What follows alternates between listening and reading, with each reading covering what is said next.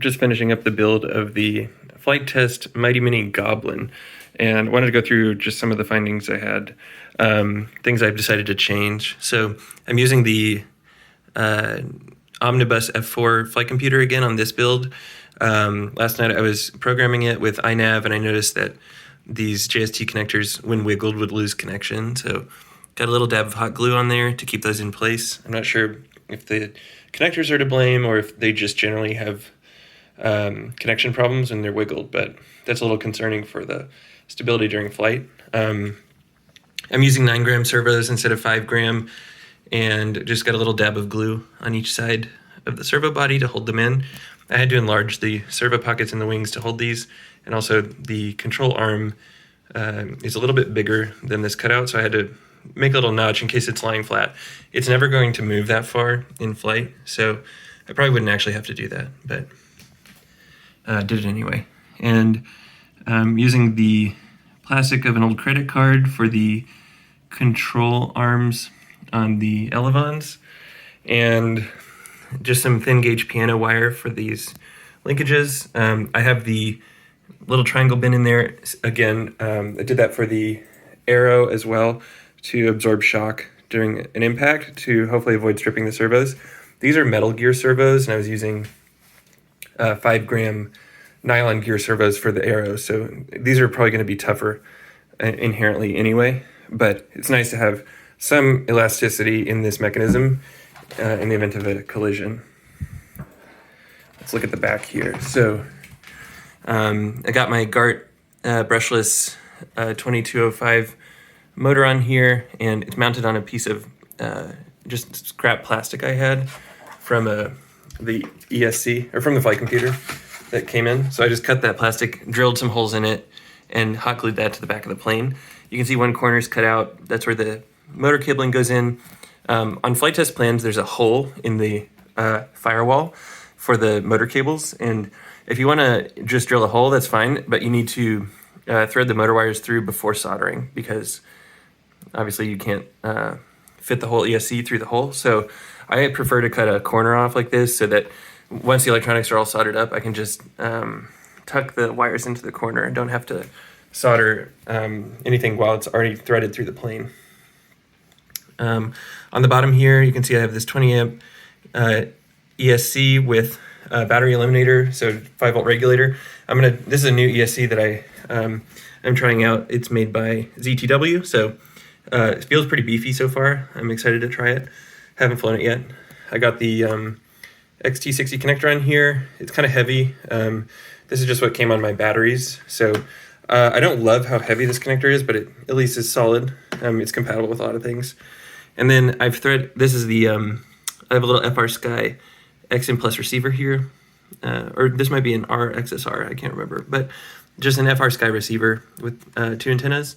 And originally in the plans, this wing has holes, this hole in the bottom for cables to come out like from the servos. And the idea is that you mount the electronics on the bottom. I actually wanted the flight computer on the top of the wing just because there's additional room up there, and it'll be accessible when the nose cone is off. So it's important to be able to reach the flight computer with a USB cable, and to reach the SD card if you're doing black box logging. So put that on top, and the nose cone will slide over it. This bottom portion of the plane is going to have a panel over it, so it'll be harder to get to. I'm planning to tape that panel on instead of gluing it so that I can access the electronics later. So I've put a little strip of tape on each side of the fuselage. I coated that piece in tape, and then I'll put tape over it. And then if I ever want to take it off, I could either peel the tape off or just cut along the edge and remove the panel. In order to run the electronics up to the top of the wing, I had to cut all the way through. So normally the whole top of the wing is on the other side. This is the bottom right now. So the top of the wing is normally completely solid. There's no access hatch. So I just followed the pattern of this hole and went all the way through the top of the wing. And the fuselage covers the top of the wing, so that hole isn't visible on the outside of the plane. Let's see if you can see it down in there. I can't really give you a good view of it, but basically the wires just come out of the top of the wing down in there. So it results in a pretty tidy setup, and I'm going to get this thing fully glued, taped closed The battery's going to hang inside the nose from Velcro, I think. It's a little weird that it's hanging instead of sitting on a load floor, but I think that's fine for now. And we'll see how it goes. I'm out in the field with the Mini Goblin, just kind of wrapped up the build, and just wanted to show it off. And we're going to try the Maiden Flight today. I did a glide test the other day, and it seemed like it wasn't gliding very well. And today I discovered that my ailerons were reversed, so this is the second plane that's happened to me before. Make sure you check your aileron directions. So I got the flight computer set up, running iNav, and I'm going to fly it in stabilized mode, so angle mode. And last time I flew the Arrow in angle mode, I crashed it because I couldn't bank steeply enough, and it looks like the default bank angle limit is 30 degrees, which is pretty low for a fixed wing, especially in a small flying area. So I have it turned up to 60 degrees, so I can bank a lot. So I'm going to take it easy on the controls, flying it in angle mode and see how it goes. So just hooked up the battery. The ESC did its little startup song, and you can see the blue light is off now. So that means that this should be ready to go. I have the arm, automatic arm set up so that it should arm itself. I don't have an arm switch. Let's test the flight control surfaces. I'm going to turn it around so I have the direction correct. So it's super important to check the control surface directions. Pulling back on the stick. It's going up, push forward, it's going down, turning right, and turning left. So that looks good. You can see the controls are kind of sluggish because it's in angle mode. If I turn on manual mode, it gets super snappy. So back to angle mode. I can also set it to just stabilized mode. Just make sure that looks good. Yeah, I can feel it moving a little, but not much. So turning angle mode back on. Looks good. It's a little slow. And yeah, I have my TX16S here. I have this set up for manual mode. I'm not going to be touching that during this flight. I have the fail-safe test here. I'm also not going to be touching switch B. And the main switch I would use is SF, which I think of meaning safe mode. Like safe on the E-Flight Turbo Timber, the other plane I fly. So I'll probably be leaving that on as well, just leaving all the switches in their default positions. I have a 5-minute throttle second timer, so it'll speed up or slow down based on the amount of throttle. I think this should fly more than 5 minutes, but just to be conservative.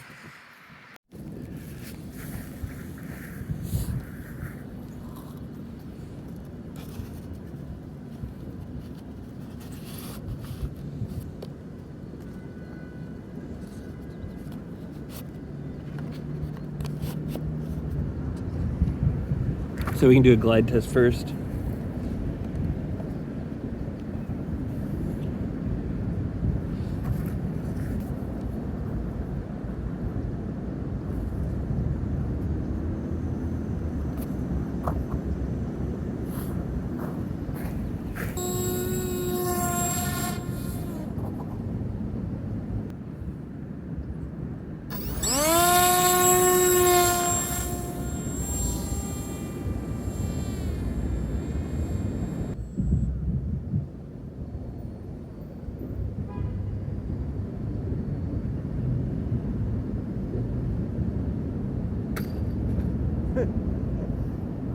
All right, the results of the Maiden Flight.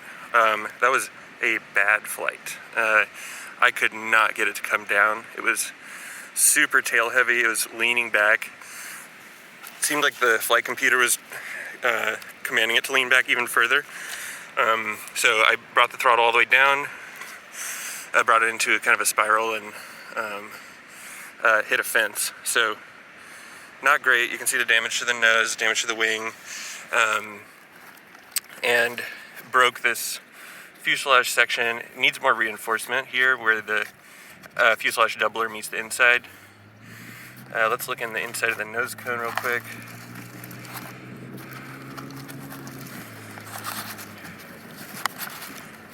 Okay, so flight computer's still connected, that's great. The battery Velcro looks like it held up. That was just so back heavy. Could not get it to fly straight. So this looks like it's going to be pretty easy to fix. It gives me an idea for how to reinforce it in the future. The wing's a little chewed up, but that's fine.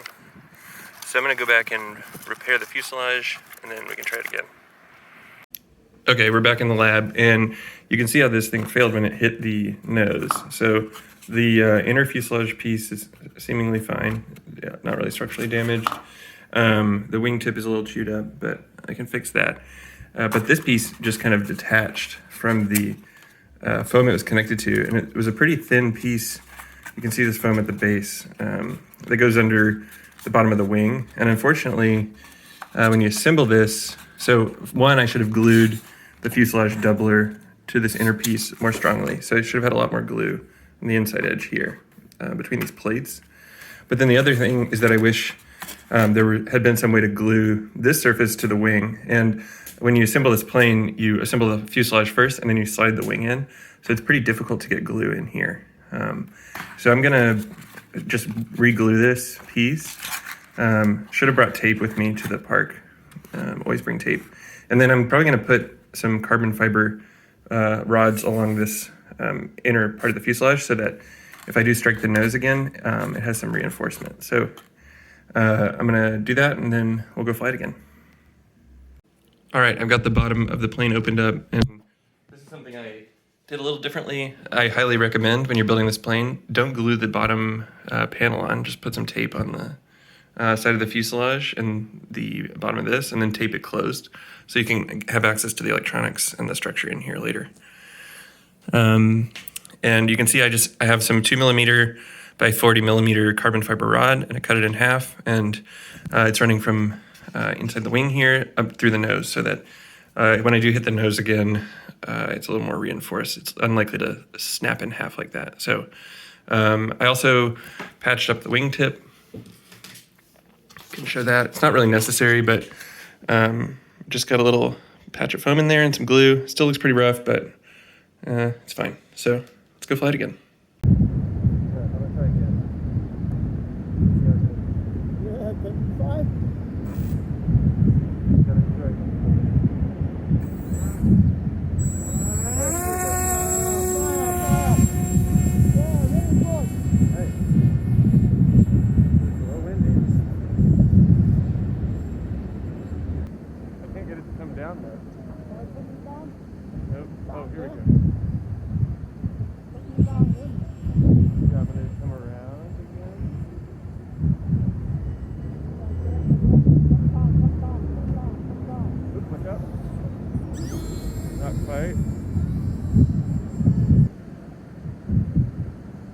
It's because it's so windy.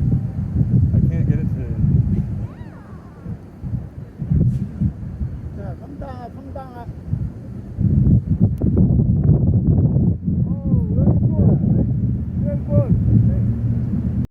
All right, it's back in one piece, but it was dicey. I had the stabilization on, so in angle mode in iNav terms, and it was just constantly nose up. And when I pushed full forward on the stick, it wasn't really descending even at 0 throttle. It's a pretty windy day. We got wind from the south, so I was trying to land towards the south, but I'm on a soccer field that's oriented east-west, so the narrow side is north-south. And so I was coming over the fence here. There's some power lines and poles. I ended up taking it over that building and then ended up landing it over there on that side of the field. So I can do slow flight. I'm pleased with how stable it feels.